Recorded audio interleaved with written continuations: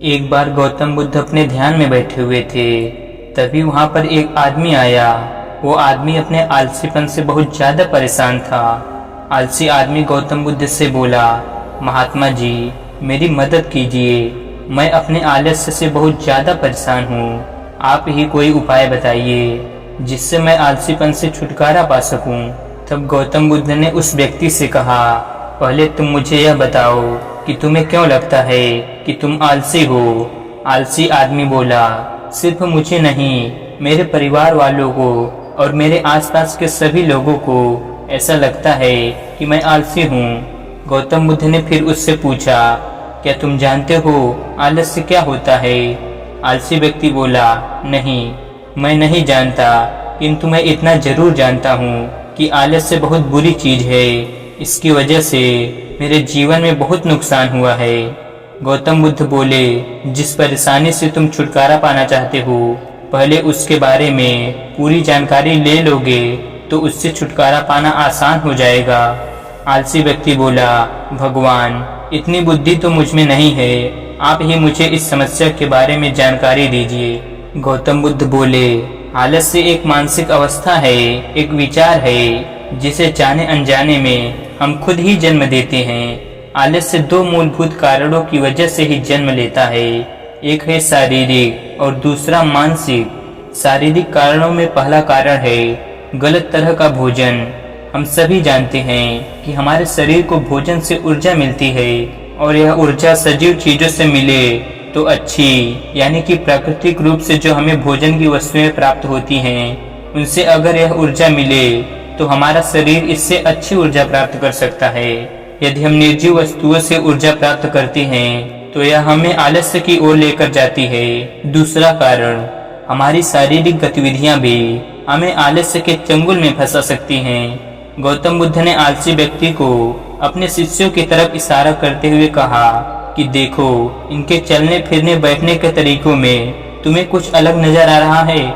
जब आलसी व्यक्ति कुछ समझ नहीं पाया तब गौतम बुद्ध ने उससे कहा, मेरे शिष्य जब भी बैठते हैं तो वे रीढ़ की हड्डी को एकदम सीधा रखते हुए बैठते हैं। चलते हैं तो उनके दोनों पैरों के बीच अच्छे से संतुलन बना रहता है और जब वह सोते हैं तो उनका शरीर एकदम शिथिल रहता है। ऐसा करने से उन्हें रात्रि में एकदम सही तरीके से नींद आती है। आलसी व्यक्ति बोला, लेकिन नींद तो आलस्य का ही एक स्वरूप है। तब बुद्ध बोले, हाँ, अगर उसे ज्यादा मात्रा में लिया जाए तो।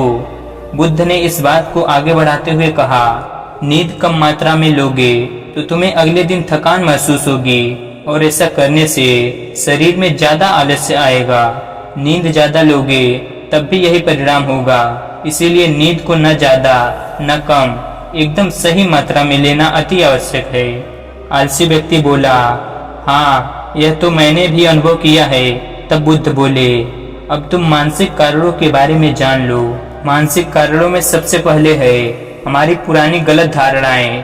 अक्सर ऐसा होता है कि हम पहले जिन कामों में असफल हो चुके हैं, हमारे अंदर ऐसी भावनाएं बन जाती हैं कि हम उस काम में हमेशा असफल होते रहेंगे, जिस वजह से हमें उस काम को करने में आलस्य आता है। ऐसी धारणाओं से छुटकारा पाने के लिए एकमात्र उपाय यह है कि हमें अपने मन को यह समझाना चाहिए कि पिछली बार हम जब उस काम में असफल हुए थे तो हम उसके बारे में जितना जानते थे, अब हम उस काम के बारे में उससे ज्यादा जानते हैं, क्योंकि असफल होने के बाद हम उससे काफी कुछ सीखे भी हैं। बुद्ध बोले, दूसरा कारण, आलसी और कमजोर लोगों की संगत। कई बार ऐसा होता है कि हम आलसी नहीं होते, मगर जिनके साथ हम रहते हैं हम उन जैसे बनने लगते हैं। इससे छुटकारा पाने का उपाय बहुत सरल है। कामचोर और आलसी व्यक्तियों से दूर रहो।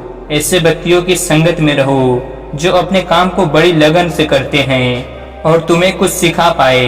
गौतम बुद्ध ने तीसरा कारण बताते हुए कहा, यह कारण आलस्य के लिए सबसे बड़ा कारण है, काम को कल पर टालते रहना। यह कारण इतना शक्तिशाली है कि किसी भी व्यक्ति को बर्बाद कर सकता है। इससे बचने का सबसे आसान उपाय यह है कि जो काम जितनी जल्दी संभव हो उतनी जल्दी कर लिया जाए। गौतम बुद्ध ने आलसी व्यक्ति से एक सवाल पूछा, मान लो तुम किसी रेगिस्तान में फंस गए हो और तुम्हें प्यास लगी है तो तुम क्या करोगे?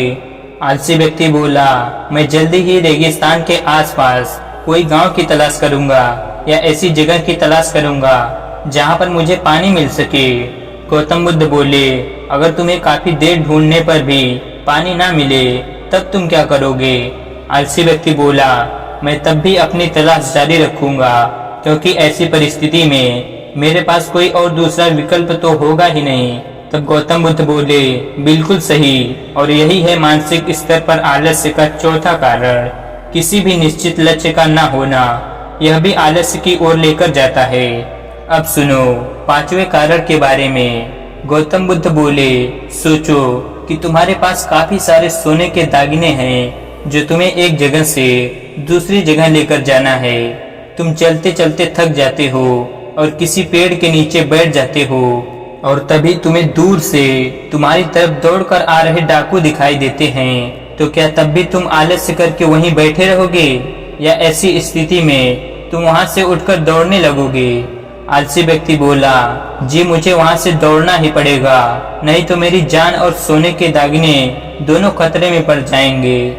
बुद्ध बोले, यानी कि तुम्हारे पास एक ठोस वजन होगी दौड़ने के लिए। यही है आलस्य का पांचवा कारण, किसी भी काम के लिए ठोस वजन का न होना। आलसी व्यक्ति महात्मा बुद्ध की बातों से संतुष्ट हुआ। वह बोला, महात्मा जी, मैं अब आलस्य के बारे में सब कुछ जान चुका हूँ, और अब मैं इन सभी कारणों पर काम करूंगा और अपने आलस्य को दूर भगा दूंगा। तो दोस्तों, आशा करता हूँ गौतम बुद्ध की यह आलसी व्यक्ति की कहानी आपको अच्छी लगी होगी, और इसे सुनने के बाद आप कभी भी अपने जीवन में आलस्य नहीं करेंगे। चलिए मिलते हैं किसी अगली कहानी में, तब तक के लिए अपना ख्याल रखें। धन्यवाद।